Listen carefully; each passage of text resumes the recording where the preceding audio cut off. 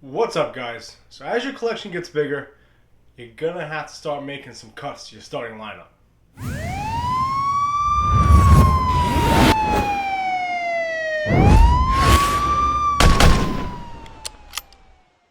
What's up, YouTube? It's Baker. Welcome back to Blue Line Morphs. New to the channel, please subscribe, hit the notification bell, give me a thumbs up, blah blah blah, comment down below. Instagram channel, blue_line_morphs, Facebook page, Blue Line Morphs. Alright, so first and foremost, guys, this is Tuesday. If you follow me on Instagram, did the double, did the overtime. We're right in the Uber, made some good money in the Uber. Now it's 8 o'clock at night on Tuesday. We're posting this on Wednesday, so hope everyone's having a great week. Appreciate the feedback in the last video about some of the ideas I have when it comes to breeding and breeding for the future and how I plan on doing that. Definitely looking forward to this weekend. This Friday and Saturday, I'm going to be posting that interview with Gomez from Sal from Gomez Pythons. And then on Saturday, I'm going to be posting the, facility tour and the Rat Shack tour and everything else. So really looking forward to that. If you haven't done so already, make sure you go subscribe to both his YouTube channel and follow him on Instagram. Great guy. Picked up a girl from him, which you'll meet. I told you, just normal, nothing crazy. We got big news in the Blue Line Morphs family. We're going to be picking up two powerhouse females. I'll show you guys them probably next week. I'll explain the background on them and what my plans are for them. I'm also planning on picking up that clown pied girl in 2 weeks or after Labor Day. So we're going to be growing even further. I'm outgrowing this ARS rack. It is what it is. So, catch my breath. So piggybacking off of Monday's video about breeding, having your plans for breeding for the future, and not just kind of breeding the same stuff over and over again and trying to upgrade your collection as you go. This video is going to be just about that. As you upgrade, what happens to the snakes previously, right? Are they kind of obsolete? Do you get rid of them? Do you sell them? Is it wrong to sell them? Is it like morally like, oh, I'm done with this snake, you give me what I wanted, see you around? To answer it, I say no.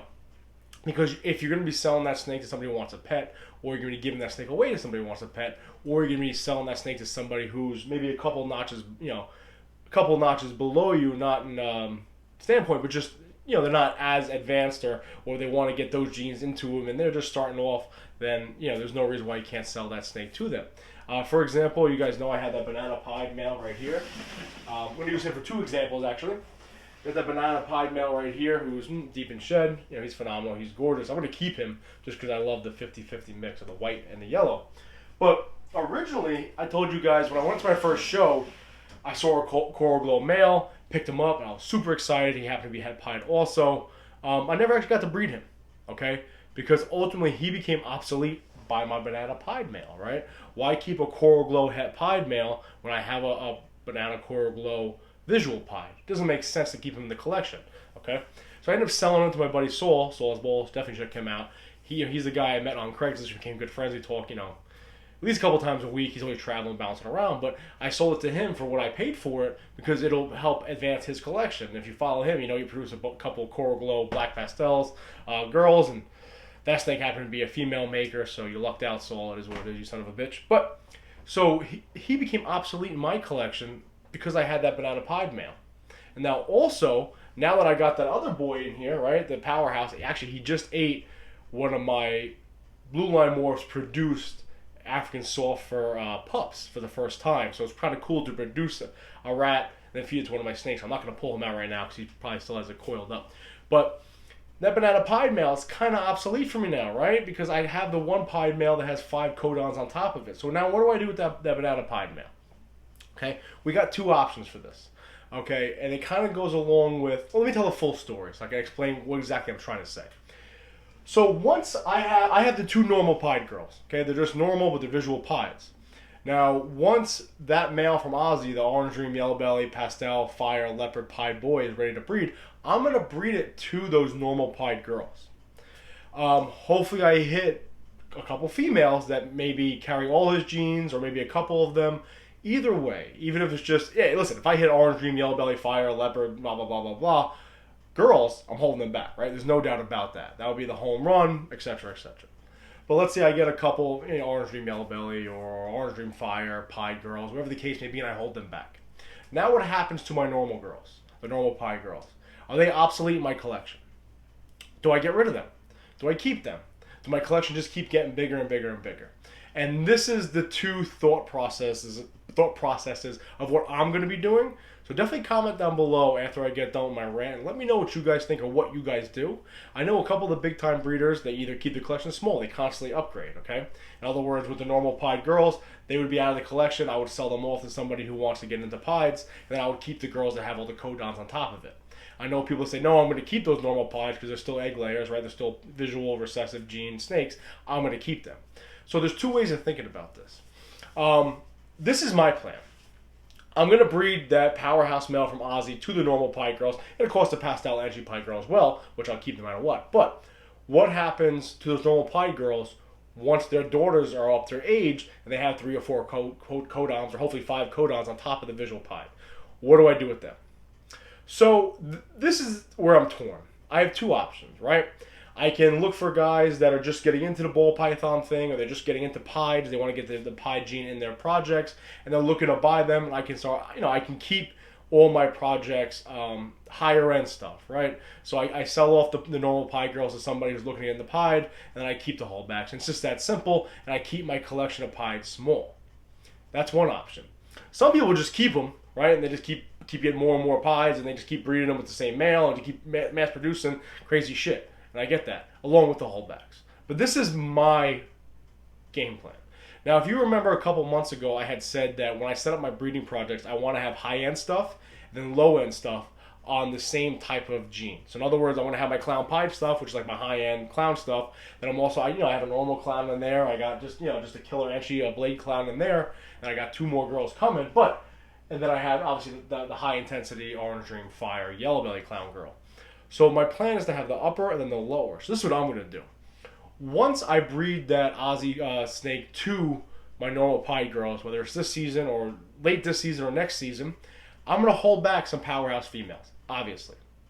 Now, with the 2 normal pied girls, they're now going to be part of my lower end pied stuff, okay? Because I always felt like this. There's people that love snakes, but then they look at if I listen to Orange Dream, if I reproduce him, and he's a 5 codom pied visual male or female, whatever the case may be, and it's a $4,000, $5,000, $6,000 snake. Not everybody can afford that, But at the same time, they still like pieds. So this is my plan. I'm going to have my high-end pied stuff, right? And then I'm going to keep the 2 normal pied girls and the pastel entry pied girl. And this is going to be my stud. My banana pied male, I'm going to hold him back and keep him. That way, I have 2 sets of lineages for my pied projects. So does that make sense? So I'm going to have the high-end stuff, which, have the 4 or 5 codons on top of it for the pieds. Then I'll have just, the banana kicking out some normal pieds or banana pieds, or maybe get another gene in there somewhere. That way people that come to either my Morph Market store or come to my table at shows, or they visit me on YouTube and they want a pied from me, maybe they don't buy the $6,000 pied, the $4,000 pied, but hey, I really like that banana pied for fucking $400, right? Or I really like that normal pied for, $300, whatever the case may be, right? Whatever the price may be, right? So that's my plan. Then you got to ask this question. What happens when you take it a step further now? Okay? So that first line of females I'm going to produce with the Aussie boy, that's going to have, 5 codons or 4 codons on top of the pieds. Once they start producing animals, right? Maybe Super Orange Dream pied, stuff like that, right? Like stuff that Aussie's already producing. Like, hopefully maybe I'll catch up to what he's producing now, 10 years from now. But what happens then? So when I get to that point, I guess the normal girls will have to be sold off, okay? If I want to keep my collection small and keep it all, within 50 to 75 clutches a year, that's my goal, then eventually you're going to have to start selling off these bottom-end animals or these lower carrying gene animals to other people. And just like I said in the beginning of the video, is that a problem?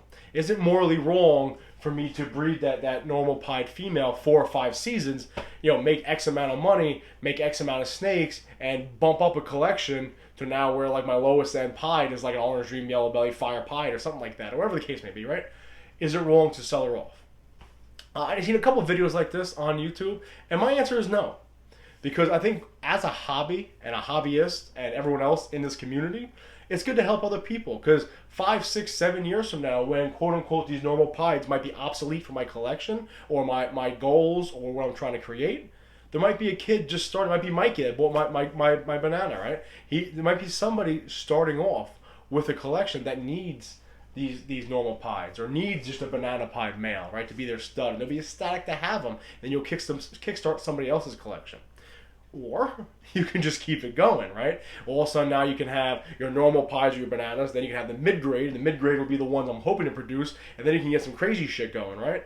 So those are the options that I'm kind of going through in my head, what I want to do. Obviously, I'm operating out of the fourth bedroom in my house here. That's really small. It's not even a bedroom. They threw a closet in the corner. They call it a bedroom. I don't think a cradle can fit in here. But I can fit 2 ARS racks and then 2 hatchling racks for my buddy over there, Boulders. But what happens when I start outgrowing this room? Do I start making those cuts? Do I start holding everything back? Do I keep my females? If I produce 7 females, do I hold 3 back, sell all 4? I don't know. So comment down below. Let me know what you guys think. But I don't think helping other people with their collections by getting rid of some of the snakes you're not going to use anymore, utilize, is that big of a deal. Like, for example, I have the Coral Glow Black Pastel Trick Mojave male, right? And I plan on breeding him with the Orange Dream Fire girl. So what happens if I hit a male that's all, Coral Glow, it's all those, it's a 6-gene combo animal. What happens then? It's a male. Do I continue to breed the Coral Glow Black Pastel Trick Mojave male? Then probably send him down to Rob, because Rob loves him. But what do I do with him now? Because he's a gorgeous snake. That's the other question. If you really love the snake, you just keep it as a pet. Why not? Right? There's no shame in that. Like Big Mama. Big Mama's a giant normal. She's never going to go anywhere because she's Big Mama. So let me know what you guys think. What do you guys do in these situations, right? When your collection starts getting upgraded and you start producing higher end animals, what do you do with your lower end animals that help produce them? Is it morally wrong to get rid of them? Is it good to help somebody else's collection? Or do you just keep holding back the original, like you just keep stacking them. So all of a sudden you have 3 or 4 lineages of, or lines of pies. Let me know what you guys think. Comment down below. But I think I'm going to do what I said. Keep it like 1 and 2.